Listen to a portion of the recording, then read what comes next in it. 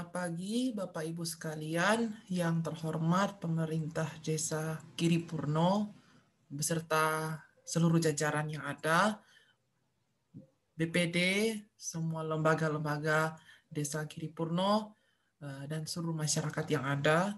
Pada saat ini saya, Christian Tangkere, salah satu peserta KKN PPM UGM Unit JT085, akan menyampaikan sosialisasi mengenai penerapan logic model dalam monitoring, evaluasi, dan penganggaran program desa. Sosialisasi ini saya lakukan dalam rangka meningkatkan kualitas administrasi dan pembangunan desa. Kami harapkan bahwa melalui sosialisasi ini pemerintah desa dapat bekerja secara lebih efektif, program desa dapat lebih terukur, bisa lebih berdampak bagi masyarakat desa, dan perencanaan desa kiranya bisa menjadi lebih baik. Outline dari presentasi saya pada saat ini adalah yang pertama kita akan mengenalkan logic model itu seperti apa, kemudian kita akan mendiskusikan mengenai bagaimana mendesain atau merencanakan suatu program dari belakang. Maksudnya dari belakang ini bagaimana nanti kita akan diskusikan sebentar. Kemudian kita juga akan mempelajari bagaimana kita melakukan monitoring dan evaluasi program. Dan yang terakhir, kemudian kita akan belajar mengenai bagaimana kita melakukan penganggaran berbasis kinerja untuk semua program-program pembangunan desa yang direncanakan oleh Bapak Ibu sekalian. Jadi langsung kita ke poin pertama. Nah, kita akan mengenali dulu apa itu sebenarnya logic model. Sebelumnya saya mau menyampaikan suatu pendahuluan. Nah, tentu di desa, masing-masing desa memiliki program-program pembangunannya masing-masing ya. Program-program pemberdayaan masyarakat yang disusun oleh pemerintah dan masyarakat dan kemudian dilaksanakan umumnya oleh pemerintah. Nah, kita tentu ingin program-program tersebut baik itu entahkah pembangunan infrastruktur, pembangunan fasilitas, ataupun program penyuluhan kesehatan atau penyuluhan pemberdayaan apapun seperti itu, program-program tersebut kita harapkan dapat menghasilkan manfaat yang nyata tentunya bagi masyarakat. Nah, oleh karena itu kita tentu perlu belajar bagaimana menyusun program yang baik supaya ketika anggaran diberikan, program tersebut bisa menghasilkan dampak yang nyata. Jadi tidak ada anggaran yang sia-sia. Nah, seperti apa sih program yang baik? Program yang baik tentunya memiliki hubungan yang logis atau masuk akal mengenai input, proses, dan output apa yang dihasilkan di dalam program tersebut. Jadi ada hubungan antara input, alat dan bahan apa yang dipakai, kemudian proses apa yang dilakukan, aktivitas-aktivitas apa dalam program tersebut, dan kemudian apa yang dihasilkan dari program itu, outputnya, dan juga apa dampaknya di dalam memengaruhi kehidupan masyarakat. Tentu ada hubungan logisnya. Nah, ini akan kita pelajari nanti. Nah, untuk membuat program yang baik, maka pada saat ini saya ingin mengenalkan logic model sebagai alat bantu bagi kita, khususnya bagi perangkat desa, untuk merencanakan program secara baik dan secara terukur. Nah, logic model ini adalah suatu model yang menunjukkan hubungan antara input tadi, alat dan bahan, proses, aktivitas-aktivitas di dalam program, output, keluarannya, hasilnya, dan manfaat atau dampak yang diharapkan dari suatu program. Jadi logic model itu menghubungkan keempat komponen ini. Nah, logic model itu membantu kita untuk memetakan berbagai tahap-tahap dari program kita secara runtut dan masuk akal.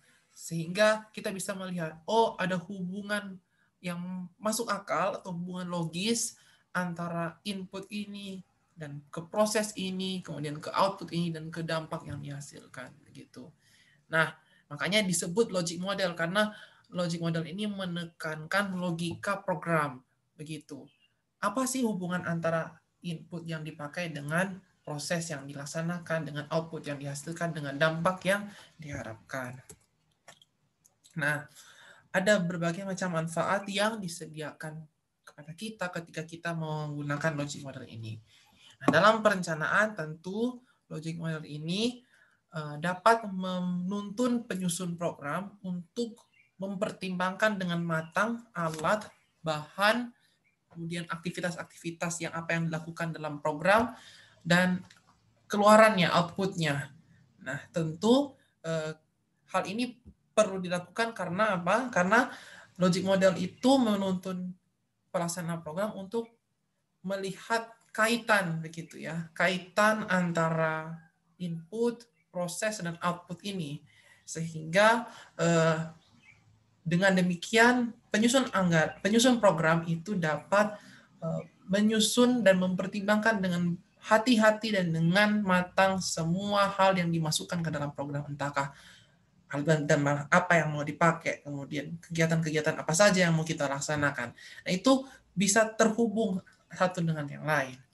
Kemudian dalam hal penganggaran, logic model ini bermanfaat bagi kita untuk menganggarkan program-program kita yang berdampak itu dengan anggaran yang lebih tinggi. Jadi maksudnya program-program yang lebih berdampak atau lebih dibutuhkan oleh masyarakat itu bisa mendapatkan alokasi atau mendapatkan pendanaan anggaran yang lebih tinggi ketimbang program-program lain yang mungkin dampaknya tidak terlalu besar.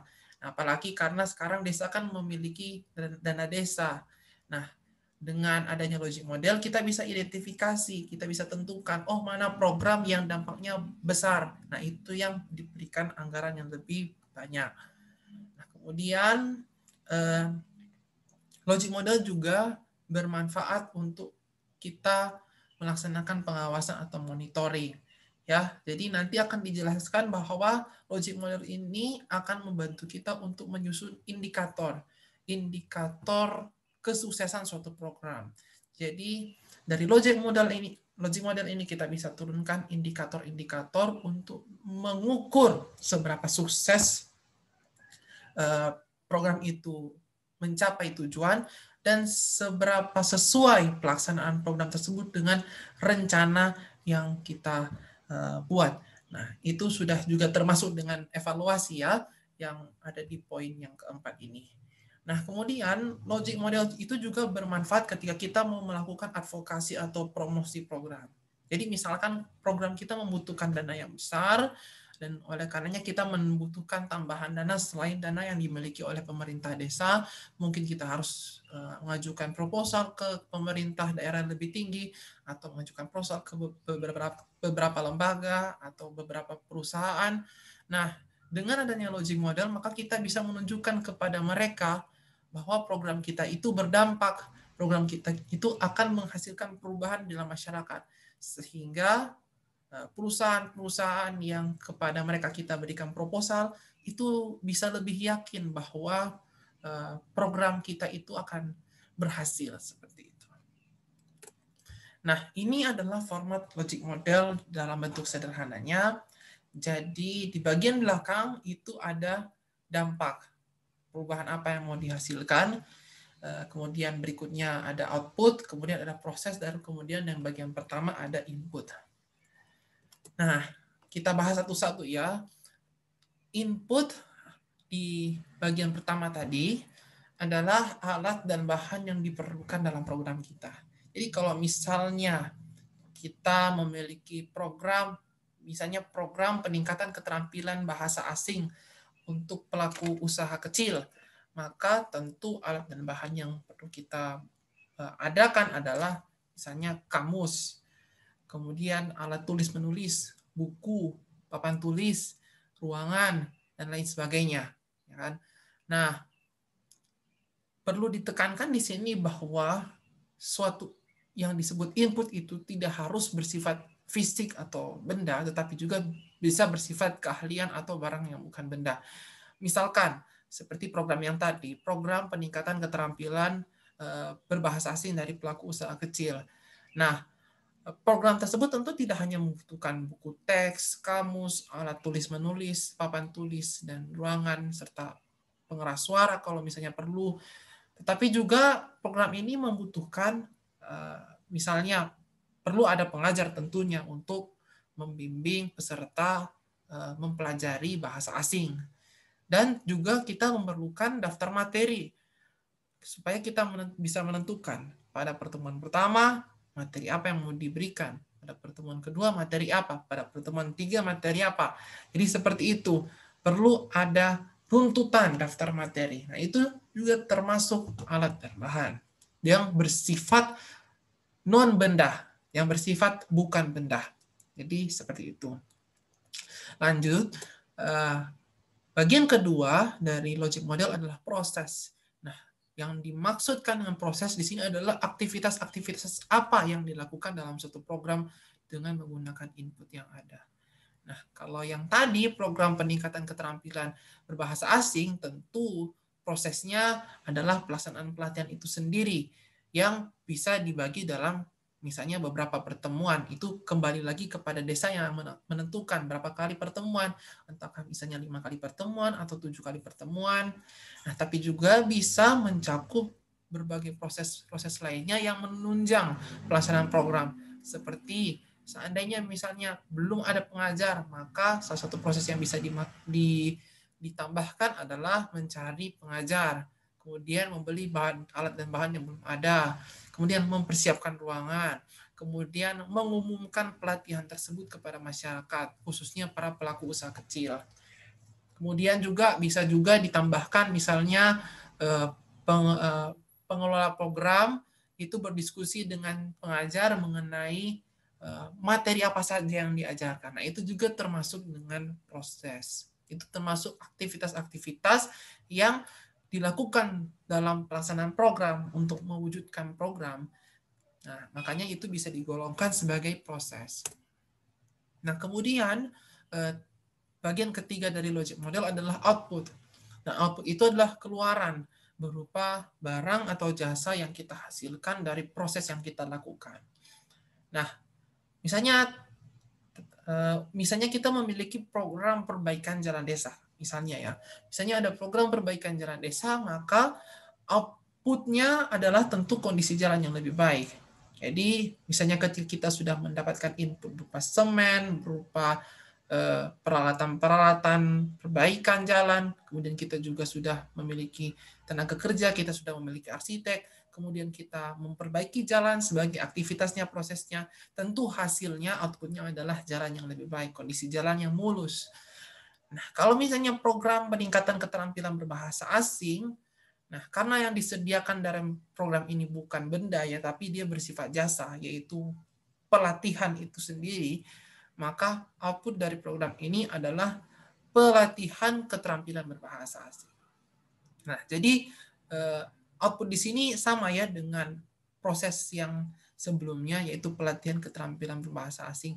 Dan itu tidak apa-apa. Memang dalam beberapa logic model, umumnya output dan proses itu biasanya sama. Khususnya untuk program-program di mana outputnya itu bukan bersifat benda. Nah, kalau outputnya itu bukan bersifat benda seperti ini, misalnya pelatihan, nah biasanya output dan proses itu sama atau berjalan bersamaan. Nah, kita lanjut ke dampak. Nah, bagian dampak ini sebenarnya adalah bagian yang terpenting karena merupakan inti dari logic model. Jadi dampak itu merupakan perubahan apa yang akan terjadi di masyarakat atau sasaran program sebagai akibat dari program yang kita lakukan. Jadi kita perlu menentukan kira-kira program ini mau menghasilkan dampak atau perubahan seperti apa. Nah, misalnya program peningkatan keterampilan pelaku usaha kecil, tentu dampak yang dihasilkan itu ada banyak. Bisa saja pelaku usaha kecil memiliki kosakata bahasa asing yang lebih banyak, itu termasuk. Kemudian pelaku usaha kecil memiliki kemampuan memahami bacaan berbahasa asing yang lebih baik. Jadi mereka lebih bisa membaca bahasa asing. Kemudian misalnya pelaku usaha kecil karena mereka sudah mendapatkan pelatihan mengenai bahasa asing, maka mereka lebih lancar dalam berkomunikasi dengan wisatawan asing. Nah, itu adalah dampak, ya. Atau bisa juga karena mereka sudah bisa berkomunikasi dengan wisatawan asing, sehingga lebih banyak transaksi yang terjadi dengan wisatawan asing begitu. Makin banyak wisatawan asing yang beli dari mereka, sehingga makin banyak pendapatan masyarakat. Itu bisa juga termasuk dampak. Nah, kalau kita mau bikin logic modelnya seperti ini. Kalau kita mau buat logic modelnya, di situ ada input, ada proses, ada output, ada dampak jangka pendek, ada dampak jangka panjang. Nah, di sini ada input yang bersifat benda, alat tulis, kamus, buku teks, papan tulis, ruangan, ada input yang tergolong orang, yaitu pengajar bahasa asing, dan bahan bukan benda, yaitu kurikulum. Kurikulum adalah daftar materi, ya sebenarnya yang tadi saya sebutkan. Kemudian untuk prosesnya, ini ada mencari pengajar, menyiapkan alat dan bahan, mempersiapkan ruangan, menginformasikan ke para pelaku usaha kecil, dan melaksanakan pelatihan. Nah, ini termasuk aktivitas-aktivitas ya, makanya dimasukkan ke dalam proses. Nah, outputnya adalah pelatihan keterampilan berbahasa asing. Nah, dampak yang dihasilkan di sini kebetulan dibagi. Ada dampak jangka pendek dan dampak jangka panjang. Nah, kalau di sini dampak jangka pendek itu apa? Nah, dampak jangka pendek itu adalah dampak atau akibat yang dirasakan langsung setelah program itu dilaksanakan. Sedangkan dampak jangka panjang itu merupakan dampak yang baru dirasakan berbulan-bulan atau bertahun-tahun setelah program dilaksanakan. Jadi kalau misalnya kita kembali lagi ke logic model yang tadi, di sini dampak jangka pendek dari program peningkatan keterampilan berbahasa asing, yang pertama, bertambahnya kosakata bahasa asing. Karena sudah ikut pelatihan, tentu jumlah kata bahasa asing yang diingat itu lebih banyak kan yang didapat oleh peserta tersebut. Kemudian karena mereka lebih memiliki banyak kosakata bahasa asing, mereka bisa lebih mampu untuk memahami bacaan berbahasa asing di internet pada bulan-bulan berikutnya. Kemudian di bulan-bulan berikutnya mereka lebih bisa untuk berkomunikasi dengan wisatawan asing dan seterusnya. Nah, tentu dampak-dampak yang tadi itu tidak bisa terjadi satu malam karena butuh pelatihan yang rutin ya, butuh pelatihan yang lebih banyak begitu dan butuh waktu untuk menguasainya. Nah, tapi dari program ini tentu dampak jangka panjangnya ada. Tentu makin lancar pelaku usaha itu berkomunikasi dengan wisatawan asing seperti itu.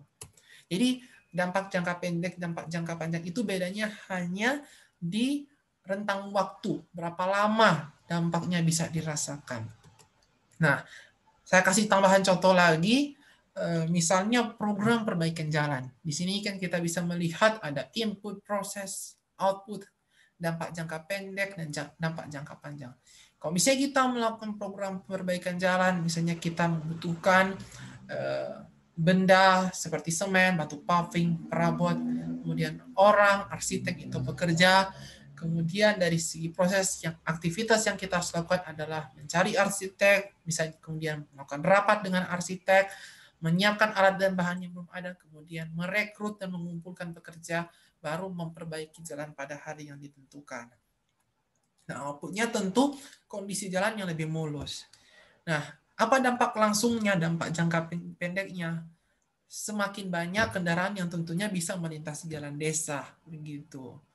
Nah, karena kondisi jalannya kan sudah mulus, jadi makin banyak mobil, motor yang sudah bisa masuk lewat jalan desa tersebut. Kemudian bisa juga kecelakaan di jalan desa berkurang karena kondisi jalan sudah lebih baik. Nah, karena makin seiring bertambahnya waktu, makin banyak kendaraan yang dapat melintasi, itu bisa berakibat pada wisatawan yang lebih banyak datang ke desa begitu, sehingga makin banyak wisatawan yang berkunjung ke desa. Tetapi itu tentu memakan waktu untuk itu bisa terjadi, makanya itu kita masukkan ke dampak jangka panjang. Seperti itu. Nah, nanti pada sesi berikutnya kita akan mempelajari bagaimana kita menyusun logic model seperti ini. Nah, perlu diingatkan kepada Bapak Ibu sekalian bahwa terdapat perbedaan antara bagian output dan manfaat. Nah, tadi di sini misalnya di program perbaikan jalan ya.